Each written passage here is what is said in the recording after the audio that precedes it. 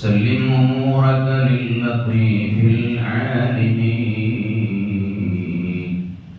وأرح فؤادك من جميع العالمين واعلم بأن الأمر ليس كما تشاء بل ما يشاء الله أحكم حاكمين وترب وطب وانسى الهموم جميعها إن الهموم تزيل لب الحازم سيكون ما هو كائن في وقته وأخو الجهالة متعب محزون ولعل ما تخشاه ليس بكائن ولعل ما ترجوه ليس يكون. على أمة سيدنا محمد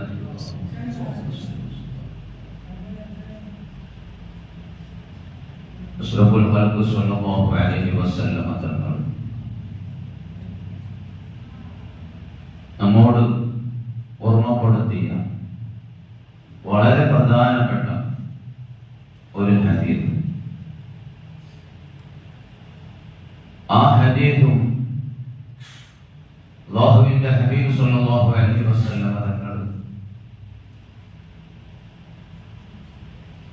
ആ ഹദീസ് ഏതൊരു സഹാബിയോടാണോ നേരിട്ട് പറഞ്ഞത് അദ്ദേഹത്തിന്റെ ചെറിയൊരു ചരിത്രവും പറഞ്ഞു.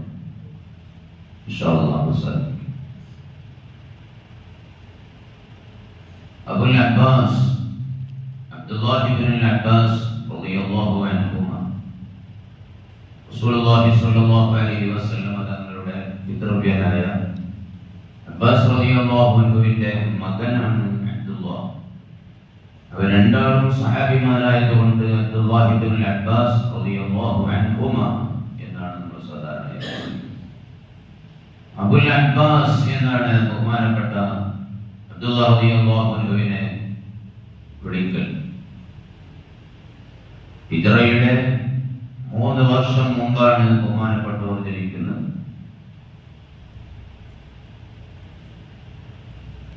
കുട്ടി ജനിച്ച ഉടനെ കുട്ടിയുടെ ഉമ്മ കുട്ടിയുമായി റസൂലുള്ളാഹി സ്വല്ലല്ലാഹു അലൈഹി വസല്ലം തങ്ങളെ സമീപിക്കുന്നു. فأذن في أذنه اليمنى وأقام في اليسرى. നബി സല്ലല്ലാഹു അലൈഹി വസല്ലം തങ്ങൾ കുട്ടിയുടെ വലത് ചെവിയിൽ ബാങ്ക് കൊടുത്തു, ഇടത് ചെവിയിൽ ഇഖാമത്തും കൊടുത്തു. എത്ര വ്യക്തമായ ഹദീസാണിത്. ഇമാം തുർമുദി ഉദ്ധരിച്ചതാണ് ഞാൻ പറയാൻ പോകുന്ന ഹദീസ്. ആ ഹദീസ് വിശദീകരിക്കുന്നിടത്ത് മഹാന്മാർ അബ്ദുല്ലാഹി റളിയല്ലാഹു അൻഹുവിന്റെ ചരിത്രം പറയുന്നുണ്ട്, അല്ലാത്ത കുറെ ഇടങ്ങളിലും ചരിത്രം പറയുന്നുണ്ട്. അവിടെയൊക്കെ ഈ സംഭവം പറയുന്നുണ്ട്. റസൂലുള്ളാഹി തങ്ങൾ മക്ക വിളിച്ചതും ഇഖാമത്ത് വിളിച്ചതും. എന്നിട്ട് ഇത്ര വ്യക്തമായി രേഖപ്പെടുത്തപ്പെട്ട ഈ സംഭവം ഉണ്ടായിട്ട് പോലും ചില വിദഅത്തിന്റെ ആളുകൾ ഈ അടുത്ത് പറയാൻ തുടങ്ങി, കുട്ടി ജനിച്ചാൽ എങ്ങനെ ഇടത് ചെവിയിലും വലത് ചെവിയിലും ബാങ്ക് കൊടുക്കുന്ന ഇഖാമത്ത് കൊടുക്കുന്ന ഒരു സമ്പ്രദായം ഇസ്ലാമിലില്ല. ഇങ്ങനെ പലതും അവര് വ്യക്തമായി കഴിഞ്ഞ പല കാര്യങ്ങളും നിഷേധിച്ചിട്ടുണ്ട്. അക്കൂട്ടത്തിൽ ഇതും നിഷേധിച്ചു എന്നത് മാത്രം നമുക്ക് സമാധാനിക്കാം. ഇസ്ലാമിൽ സ്ഥിരപ്പെട്ട കാര്യമാണ്. ഞാനത് ഇടക്ക് ഓർമ്മപ്പെടുത്തിയെന്ന് മാത്രം. അങ്ങനെ റസൂലുള്ളാഹി തങ്ങൾ വാക്കും ഇഖാമത്തും വിളിച്ചതിന് ശേഷം റസൂലുള്ളാഹി തങ്ങൾ പറഞ്ഞു, അബ്ദുല്ലാഹിയുടെ ഉമ്മയോട് പറയുകയാണ്, ഇദ്ഹബീ ബിഅബിൽ ഖുലഫാ. വളരെ വലിയ ഒരു പ്രവചനമാണ് റസൂലുള്ളാഹി തങ്ങൾ ഈ പറഞ്ഞത്. പിന്നീട് കാലങ്ങൾ കഴിഞ്ഞ് വരാനിരിക്കുന്ന ഒരു സംഭവത്തെ കുറിച്ച്, ഒരു യാഥാർത്ഥ്യത്തെ കുറിച്ചുള്ള പ്രവചനമാണ് നബി തങ്ങൾ ഈ വാക്കിലൂടെ പറഞ്ഞത്. ഇദ്ഹബീ ബിഅബിൽ ഖുലഫാ. ഖലീഫമാരുടെ പിതാമഹനുമായി നിങ്ങൾ പോയിക്കോളൂ എന്ന്. കുട്ടിയുടെ വലത് ചെവിയിൽ വാക്കും ഇടത് ചെവിയിൽ ഇഖാമത്ത് പിടിച്ചിട്ട് കുട്ടിയുടെ ഉമ്മയോട് നബി തങ്ങൾ പറയുന്ന വാക്ക്, ഖലീഫമാരുടെ പിതാമഹനെയുമായി നിങ്ങൾ പോയിക്കോളൂ. അതായത് ഈ കുട്ടി വളർന്ന് വലുതായി പിന്നീട് ഈ കുട്ടിയുടെ പരമ്പരയിലാണ് പിന്നീട് അബ്ബാസിയ ഖലീഫമാരുടെ വരവ്. അബ്ബാസി ഖലീഫമാർ, അതായത് റസൂലുള്ളാഹി തങ്ങളുടെ ശേഷം ഖിലാഫത്തുർ റാഷിദ 4 ഖുലഫാഉർ റാഷിദീങ്ങളുടെ ഭരണം, അത് കഴിഞ്ഞ് ഉമവിയ ഭരണകാലം, അത് കഴിഞ്ഞിട്ട് പിന്നീടുള്ള ഇസ്ലാമിക ഭരണമാണ് അബ്ബാസിയ ഖിലാഫത്ത്. ആ അബ്ബാസിയ ഖിലാഫത്തിലെ ഒന്നാമത്തെ ഖലീഫയാണ് അബുൽ അബ്ബാസ് സഫാഹ്. ആ അബുൽ അബ്ബാസ് സഫാഹിന്റെ പിതൃപരമ്പര എത്തുന്നത് ഈ പറയുന്ന കുട്ടിയായ അബ്ദുല്ലാഹ് ഇബ്നുൽ അബ്ബാസ്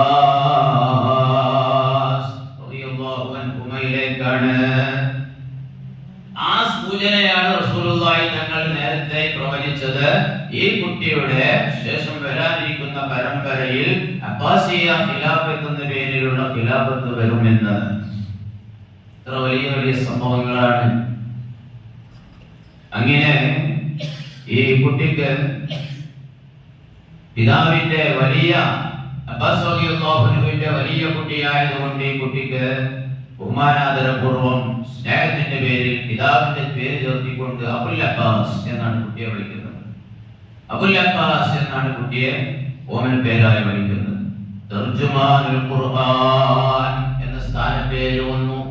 എന്താ കാരണം? ലികസറതി മഅരിഫതിഹി ബിമആനിഹി, ഖുർആനിന്റെ ആശയങ്ങൾ ഏറ്റവും കൂടുതൽ അറിയുന്ന ആളായതുകൊണ്ട്. വലിയ ഖുർആനിക പണ്ഡിതനാണ് അബ്ദുല്ലാഹ് റളിയല്ലാഹു അൻഹു. അതുകൊണ്ട് ലോകമിട്ട പേരാണ് തർജുമാനുൽ ഖുർആൻ. അതേപോലെ അൽ ബഹർ എന്ന സ്ഥാനപ്പേരും വന്നു.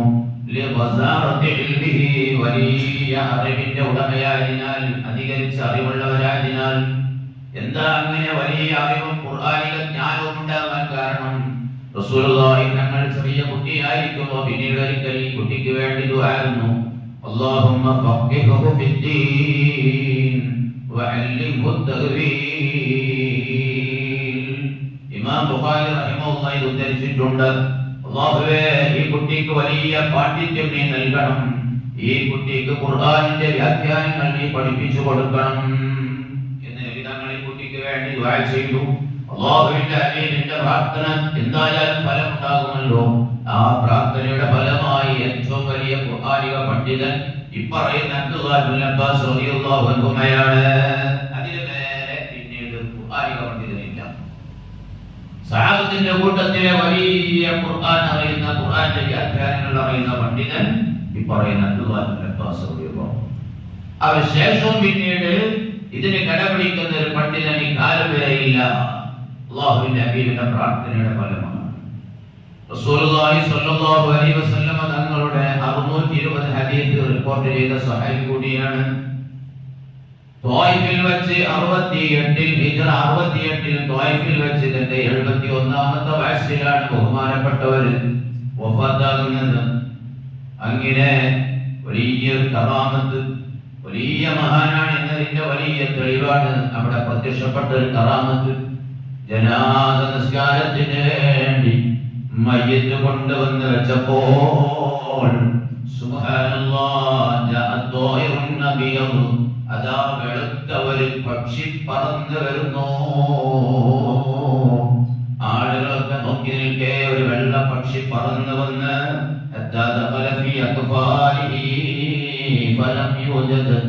ആ പക്ഷി നേരെ വന്ന് മയ്യത്ത് കഫൻ ചെയ്ത് വെച്ച മയ്യത്തിന്മേൽക്ക് വന്നു. ആ മയ്യത്തിന്റെ കഫൻ കുടയുടെ ഉള്ളിലേക്ക് ഇങ്ങനെയോ കടന്നുപോയി. ഫലം യൂജത്, പിന്നീട് ആ പക്ഷിയെ കണ്ടിട്ടില്ല. കഫൻ തുണിയുടെ ഉള്ളിലേക്ക് കയറിയ ഈ വെള്ള പക്ഷി പിന്നീട് എന്തായി എന്ന് കാണുന്നില്ല. മഹാന്മാരായ സ്വഹാബികൾ ഉൾപ്പെടെയുള്ള താബീങ്ങളൊക്കെ ഉൾപ്പെടെയുള്ള ആളുകളാണ് ജനാസ നിസ്കാരത്തിന് വേണ്ടി നിൽക്കുന്നത്. ഇവരൊക്കെ ഇതിന് സാക്ഷിയാണ്.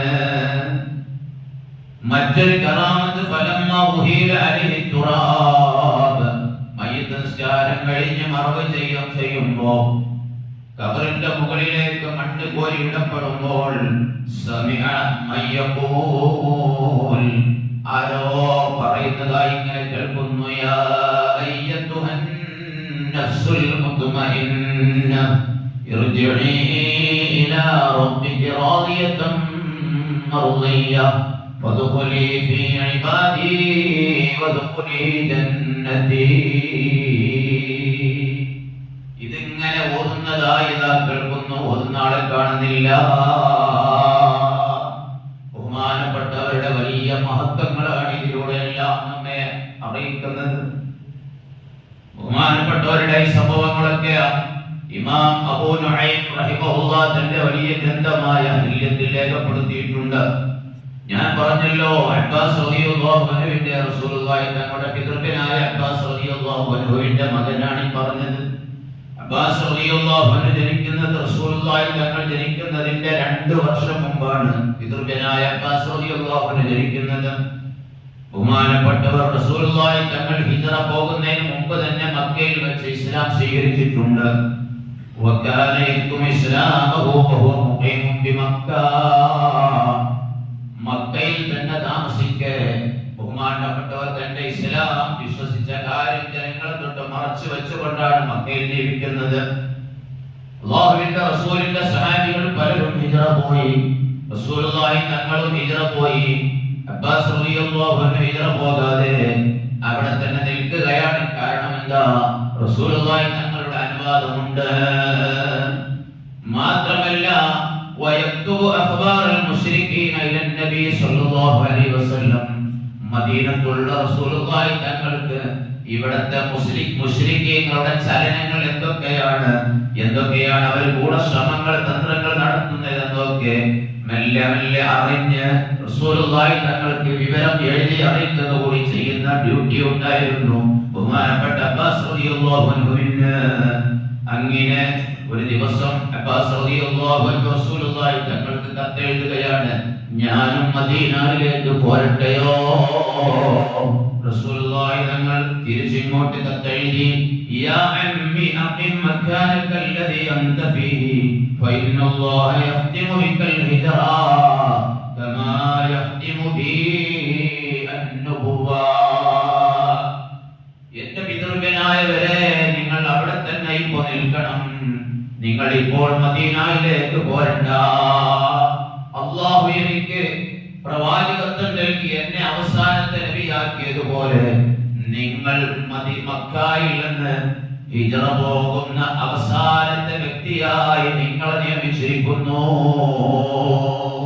അവസാനം ഹിജ്റ പോകുന്ന വ്യക്തി നിങ്ങളാണ്. ഞാൻ അവസാനത്തെ നബിയാണ്. ഇങ്ങനത്തെ ഒരു സ്ഥാനം കൂടി നിങ്ങൾ വഹിക്കേണ്ടതുണ്ട്. ഇമാം തബറാനി ഉദ്ധരിച്ച ഹദീസിൽ ഇത് കാണാം. റസൂലുള്ളാഹി സ്വല്ലല്ലാഹു അലൈഹി വസല്ലം തങ്ങളുടെ പിതൃവ്യന്മാരുടെ കൂട്ടത്തിൽ ഏറ്റവും ചെറിയ ആൾ കൂടിയാണ്. അല്ലാഹുവിന്റെ റസൂലിന്റെ ഇളപ്പയാണ്. അബൂ താലിബിന്റെ അബ്ദുൽ മുത്തലിബിന്റെ മക്കളിൽ ഏറ്റവും ചെറിയ ആൾ കൂടിയാണ് ഈ പറയുന്ന അബ്ബാസ് റളിയല്ലാഹു അൻഹു. സ്വഹാബികളൊക്കെ ബഹുമാനപ്പെട്ടവരെ വല്ലാതെ ആദരിക്കുന്നവരാണ്. ആദരവ് എന്ന സംഗതി ഇസ്ലാമിൽ സ്ഥിരപ്പെട്ട കാര്യമാണ്. ആദരിക്കേണ്ട വ്യക്തികളുണ്ട്, ആദരിക്കേണ്ട വസ്തുക്കളുണ്ട്, ആദരിക്കേണ്ട ദിവസങ്ങളുണ്ട്, ആദരിക്കേണ്ട സ്ഥലങ്ങളുണ്ട്. അതിനോടൊക്കെയുള്ള ആദരവ് ഇസ്ലാമിൽ എല്ലാം സ്ഥിരപ്പെട്ട കാര്യമാണ്. പരത്തി പറയാൻ സമയമില്ല. അബ്ബാസ് റളിയല്ലാഹു അൻഹു റസൂലുള്ളാഹി തങ്ങളുടെ പിതൃവ്യൻ. അല്ലാഹുവിന്റെ റസൂലിന്റെ കുടുംബം തങ്ങന്മാരാണ്, സയ്യിദന്മാരാണ്. സയ്യിദന്മാരെ ആദരിക്കുക എന്നത്, ബഹുമാനിക്കുക എന്നത്, അവരെ കാണുമ്പോൾ എഴുന്നേറ്റ് ബഹുമാന സൂചകമായി നിൽക്കുക എന്നത് അത് അക്കാലം മുതൽക്കേ ഉള്ളതാണ് എന്നതിന്റെ വ്യക്തമായ തെളിവാണ്. وكان أصغر أعمامه كان صحابته يعرفون قدره فيبالغونه في تعظيمه. അബ്ബാസ് റളിയല്ലാഹു അൻഹുവിനെ സ്വഹാബികൾ വല്ലാതെ ആദരിക്കുമായിരുന്നു, അതിരറ്റ് ബഹുമാനിക്കുമായിരുന്നു. എന്തിനേറെ ولم يمر قط بعمر وعثمان الراكبين إلا نزلا. ഉസ്മാൻ റളിയല്ലാഹു അൻഹു, ഉമർ ഇബ്നുൽ ഖത്താബ് റളിയല്ലാഹു അൻഹു ഒക്കെ അബ്ബാസ് റളിയല്ലാഹു അൻഹുവിനെ കാണുമ്പോൾ അവർ രണ്ടുപേരും അവരുടെ വാഹനങ്ങളായ കുതിരപ്പുറത്ത് യാത്ര ചെയ്യുമ്പോ അബ്ബാസ് റളിയല്ലാഹു അൻഹുവിനെ എവിടെയെങ്കിലും കാണുകയാണെങ്കിൽ അവർ വാഹനപ്പുറത്തുനിന്ന് ആദരപൂർവ്വം ഇറങ്ങുകയും അബ്ബാസ് റളിയല്ലാഹു അൻഹു കടന്നു പോവുകയും ചെയ്തതിനു ശേഷമാണ് വീണ്ടും അവർ യാത്ര ആരംഭിക്കുക. അത്രയ്ക്ക് വലിയ ബഹുമാനമായിരുന്നു അഹ്ലുൽ ബൈത്തിനോട്, സയ്യിദന്മാരോട് ഉമർ റളിയല്ലാഹു അൻഹു കാണിച്ചതും അതേപോലെ ഉസ്മാൻ റളിയല്ലാഹു അൻഹു കാണിച്ചതും മറ്റു മുഴുവൻ സഹാബികളും കാണിച്ചത് എത്രത്തോളം ഉമർ റളിയല്ലാഹു അൻഹു പലപ്പോഴും അബ്ബാസ് റളിയല്ലാഹു അൻഹുവിനെ മുൻനിർത്തി മഴ തേടുകയും മഴ ലഭിക്കുകയും ചെയ്തിട്ടുണ്ട്. എല്ലാം സഹിഹായ ഹദീസുകളിൽ സ്ഥിരപ്പെട്ട കാര്യമാണ്. ആ അബ്ബാസ് റളിയല്ലാഹു അൻഹു ഹിജ്റ 32-ൽ ബഹുമാനപ്പെട്ടവരുടെ 88ാമത്തെ വയസ്സിൽ മദീനയിൽ വെച്ചാണ് പിന്നീട് വഫാത്താകുന്നത്. മദീനയിലെ സുപ്രസിദ്ധമായ ജന്നത്തുൽ ബഖീഅ ശ്മശാനത്തിൽ അവിടെ അന്ത്യവിശ്രമം കൊള്ളുന്നു. അബ്ബാസ് റളിയല്ലാഹു അൻഹുവിന്റെയും മകൻ അബ്ദുല്ലാഹ് റളിയല്ലാഹു അൻഹുവിന്റെയും ബറക്കത്ത് കൊണ്ട് അല്ലാഹു തആല നമ്മെ നന്നാക്കി തരുമാറാവട്ടെ. ബറക്കത്തിന് വേണ്ടിയാണ് അവരുടെ ചരിത്രം ചുരുക്കിയ രൂപത്തിൽ ഞാൻ പറഞ്ഞത്. ഇനി ആ അബ്ബാസ് റളിയല്ലാഹു അൻഹുവിന്റെ മകനായ അബ്ദുല്ലാഹ് റളിയല്ലാഹു അൻഹുവിനെ വിളിച്ചുകൊണ്ട് ആ ചെറിയ കുട്ടിയായിരിക്കെ റസൂലുള്ളാഹി തങ്ങൾ പറഞ്ഞ ലോകപ്രസിദ്ധമായ മഹാന്മാരായ മുഹദ്ദിസീങ്ങളൊക്കെ വലിയ ഹദീസായി രേഖപ്പെടുത്തിയ വളരെ ശ്രേഷ്ഠതയുള്ള ഹദീസായി രേഖപ്പെടുത്തിയ ഹദീസാണ് ഞാൻ പറയാൻ പോകുന്നത്. റസൂലുള്ളാഹി തങ്ങൾ കുട്ടിയെ വിളിച്ചുകൊണ്ട് പറയുന്നു, യാ ഗുലാം, മോനെ, ഉഅല്ലിമുക കലിമാത്ത്, ഞാൻ ചില വാചകങ്ങൾ ചില കാര്യങ്ങൾ നിനക്ക് പഠിപ്പിച്ചു തരാം. എന്നിട്ട് ഒന്നാമതായി റസൂലുള്ളാഹി പറഞ്ഞു, ഇഹ്ഫദില്ലാഹ യഹ്ഫദുക, നീ അല്ലാഹുവിനെ സൂക്ഷിക്കണം, എന്നാൽ അല്ലാഹു നിന്നെയും സൂക്ഷിക്കും. എന്താണ് പറഞ്ഞത്? അല്ലാഹു തആല സൂക്ഷിക്കാൻ പറഞ്ഞ, ശ്രദ്ധിക്കാൻ പറഞ്ഞ കാര്യങ്ങളൊക്കെ നാം സൂക്ഷിച്ചുകൊണ്ടും ശ്രദ്ധിച്ചുകൊണ്ടും നടന്നാൽ അല്ലാഹുവിന്റെ ഹിഫ്ള് നമുക്കുണ്ടാകും, അല്ലാഹുവിന്റെ കാവൽ നമുക്കുണ്ടാകും, സംരക്ഷണം നമുക്കുണ്ടാകും. വളരെ വിശാല ആശയമുള്ള വാക്കാണ് റസൂലുള്ളാഹി തങ്ങൾ പറഞ്ഞത്. ഹദീസുകൾ രേഖപ്പെടുത്തുന്നുണ്ട്. രണ്ടാമതായി പറഞ്ഞു, ഇഫ്ദില്ലാഹ തജിദുഹു തുജാഹക, നീ അല്ലാഹുവിനെ സൂക്ഷിച്ചുകൊണ്ട് ജീവിക്കണമെന്നാൽ നിനക്ക് മുന്നിൽ നിനക്ക് അല്ലാഹുവിനെ കാണാം. അതായത് നിന്റെ ഏത് പ്രതിസന്ധി ഘട്ടത്തിലും ഏത് ആപൽ ഘട്ടത്തിലും നിന്റെ രക്ഷകനായി അല്ലാഹു നിന്റെ കൂടെ ഉണ്ടാകും. അല്ലാതെ മുന്നിൽ അല്ലാഹുവിന്റെ രൂപം കാണുമെന്നല്ല പറഞ്ഞത്. പ്രശ്നങ്ങളുടെ നേരത്ത് നമ്മെ രക്ഷപ്പെടുത്തും അല്ലാഹു തആല. വഇദാ സഅൽത ഫസ്അലില്ലാഹ്, നിനക്ക് എന്തെങ്കിലും ആവശ്യങ്ങൾ നേരിടുമ്പോ നീ അല്ലാഹുവിനോട് ചോദിച്ച മോനെ ധൈര്യസമേതം അല്ലാഹുവിലേക്ക് കൈയോർപ്പിക്കോ. വഇദാ സ്തഅൻത ഫസ്തഇൻ ബില്ലാഹ്, വല്ല സഹായവും വേണമെങ്കിൽ നീ ആളുകളോട് ചോദിക്കാൻ നിൽക്കണ്ട. ഈ ഹദീസിന്റെ വ്യാഖ്യാനത്തിൽ മുഹദ്ദിസീങ്ങൾ പറയുന്നു, ആളുകളോട് എന്തെങ്കിലും ചോദിക്കുമ്പോ അവരുടെ മുഖം കറക്കും, അവരുടെ മുഖം ചുളിയും, അവരുടെ സ്വഭാവത്തിൽ മാറ്റമുണ്ടാകും. പരിചയമുള്ളവർ പിന്നീട് പരിചയമില്ലാത്തവരെ പോലെയൊക്കെ അഭിനയിക്കും. എന്തിന് ജനങ്ങളെ വെറുപ്പ് ഉണ്ടാക്കണം? അതിനാൽ നിനക്ക് ആവശ്യങ്ങൾ നേരിടുമ്പോ, സഹായം ആവശ്യമായി വരുമ്പോ നീ അല്ലാഹുവിനോട് സഹായം തേടിക്കോ, അല്ലാഹു നിന്നെ സഹായിക്കും. വഅലം ബിഅന്നൽ ഉമ്മത, നീ മനസ്സിലാക്കണം, സമൂഹം മുഴുവൻ ലവിജ്തമഅത അലാ യൻഫഉക ബിശൈഇൻ ലം യൻഫഉക ഇല്ലാ ബിശൈഇൻ ഖദ് കതബഹു അല്ലാഹു ലക. ഇവിടെയുള്ള മനുഷ്യന്മാരെല്ലാവരും കൂടി നിനക്ക് എന്തെങ്കിലും ഉപകാരം ചെയ്യണമെന്ന് തീരുമാനിച്ചാൽ, എല്ലാവരും കൂടി നിനക്ക് ഉപകാരം ചെയ്യണമെന്ന് തീരുമാനിച്ചതിനുള്ള ശ്രമം നടത്തിയാൽ പോലും അല്ലാഹു നിനക്ക് കണക്കാക്കിയതിനല്ലാതെ നിനക്ക് ഉണ്ടാക്കി തരാൻ അവരോട് ആരോടും കഴിയില്ല. ലോക ജനത മുഴുവൻ തീരുമാനിച്ചു ഒരാളെ എല്ലാവരും കൂടി അങ്ങ് സഹായിക്കാൻ. എന്നാലും അല്ലാഹു തആല ഇയാൾക്ക് എന്തൊക്കെയാണോ കണക്കാക്കിയത് അതിലപ്പുറം ഒരു ചെറിയ വസ്തു പോലും അവർക്കാർക്കും നൽകാൻ സഹായിക്കാൻ കഴിയില്ല.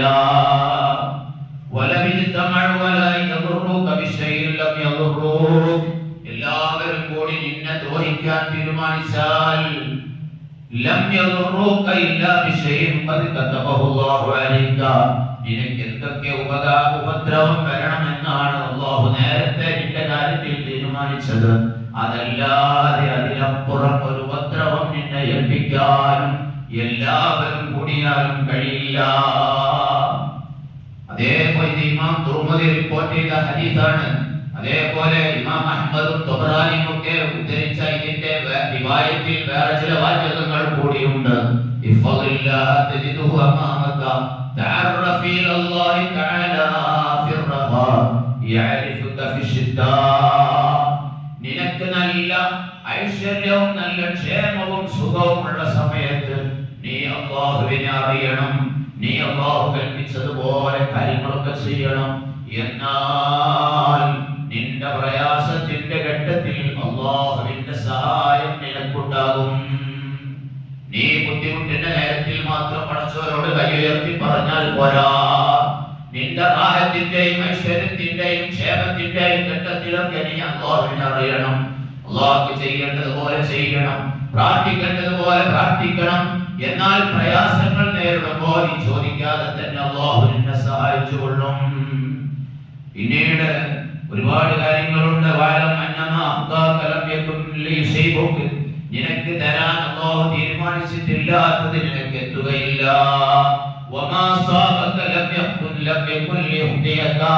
നിനക്ക് ഉണ്ടാവണം എന്ന് അല്ലാഹു തആല തീരുമാനിച്ച കണക്കാക്കിയ കാര്യം അതിനെയല്ലാതെ വേറൊരാളും വാങ്ങുകയില്ല. നിനക്ക് തന്നെ അത് സംഭവിക്കും. വഅലം അന്ന മഅൽ ഉസ്രി യുസ്റാ.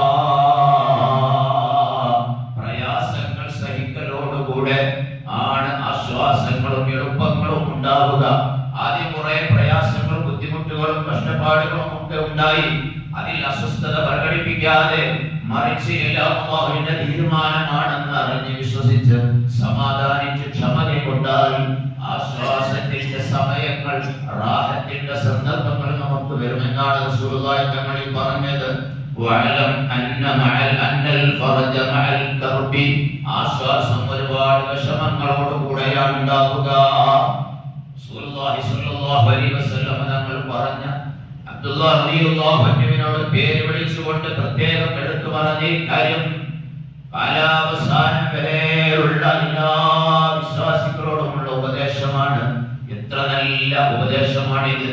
ഈ ഓരോ വാക്കുകൾക്കും മുഹദ്ദിസീങ്ങൾ എത്ര വലിയ വിശദീകരണം പേജുകളാണ് ഇതിനു വേണ്ടി ചെലവഴിച്ചത്. അതിലേക്കൊന്നും പോയി വിശദമായി പറയാൻ പറ്റിയ സമയമല്ലല്ലോ. ഒരുപാട് വാചകങ്ങൾ പറഞ്ഞല്ലോ. ഓരോന്നിന്റെയും വിശദീകരണം വളരെ രസകരമായ, നമുക്കൊക്കെ ഈമാൻ വർദ്ധിക്കുന്ന വലിയ വിശദീകരണങ്ങൾ പേജുകൾ നിരത്തി മഹാന്മാരായ മുഹദ്ദിസുകൾ രേഖപ്പെടുത്തിയിട്ടുണ്ട്. അല്ലാഹു തആല അഷ്റഫുൽ ഖൽഖ് സ്വല്ലല്ലാഹു അലൈഹി വസല്ലം തങ്ങളുടെ ഹഖ് കൊണ്ട്, ജാഹ് കൊണ്ട്, ബറക്കത്ത് കൊണ്ട് നമ്മയൊക്കെ സലാമത്താക്കി പെരുമാറാവട്ടെ. റഹ്മാൻ റഹീമിനായ റബ്ബേ, ഞങ്ങൾക്ക് ഇൽമു വർദ്ധിപ്പിക്കണേ അല്ലാഹ്. റസൂലേ, നീ തന്ന ഇൽമനുസരിച്ച് പ്രവർത്തിക്കാൻ, ജീവിക്കാൻ ഞങ്ങൾക്ക് നീ തൗഫീഖ് തരണേ അല്ലാഹ്. അല്ലാഹുവേ, ഞങ്ങൾക്ക് നീ തന്ന ഇൽമ ഞങ്ങൾക്ക് ശാപമാക്കല്ല അല്ലാഹ്. റസൂലേ, പഠിച്ചതൊക്കെ അനുസരിച്ച് പരമാവധി ജീവിതത്തിൽ പ്രാവർത്തികമാക്കാൻ, അതനുസരിച്ച് ജീവിക്കാൻ ഞങ്ങൾക്കെല്ലാം നീ തൗഫീഖ് നൽകണേ അല്ലാഹ്. അല്ലാഹുവേ, ഞങ്ങൾക്ക് ഓരോരുത്തർക്കും മദ്രസ രംഗം മുതൽ അറിവ് പകർന്നു തന്ന ഉസ്താദുമാർ, അല്ലാഹുവേ, അവരുടെ ദറജ നീ ഉയർത്തണേ അല്ലാഹ്. റസൂലേ, പലരും മരണപ്പെട്ടു പോയവരുണ്ട്. അല്ലാഹുവേ, അവരുടെ ദറജ നീ ഉയർത്തണേ അല്ലാഹ്. ജീവിച്ചിരിക്കുന്നവർക്കൊക്കെ ആഫിയത്തുള്ള ദീർഘായുസ്സ് നീ പ്രദാനം ചെയ്യണേ അല്ലാഹ്. അല്ലാഹുവേ, റഹ്മാനായ റബ്ബേ, വിശുദ്ധമായ റമദാൻ ശരീഫ് ഞങ്ങൾക്ക് ഇനി അനുകൂലമായി സാക്ഷിയാക്കണേ അല്ലാഹ്. അല്ലാഹുവേ, ഇനിയും ഒരുപാട് കാലം ജീവിക്കാൻ, റമദാനിനെയും മറ്റു പുണ്യ സന്ദർഭങ്ങളെയും സമയങ്ങളൊക്കെ സ്വാഗതം ചെയ്യാൻ, നല്ലത് ചെയ്യാൻ ഞങ്ങൾക്കെല്ലാം ആഫിയത്തുള്ള ദീർഘായുസ്സ് നൽകി ഞങ്ങളെ നീ സഹായിക്കണേ അല്ലാഹ്. ربنا تقبل منا إنك أنت السميع العليم وتب علينا إنك أنت التواب الرحيم برحمتك يا أرحم الراحمين بحق صلى الله على محمد صلى الله عليه وسلم صلى الله على محمد صلى الله عليه وسلم اللهم صل على محمد يا يا رب صل عليه وسلم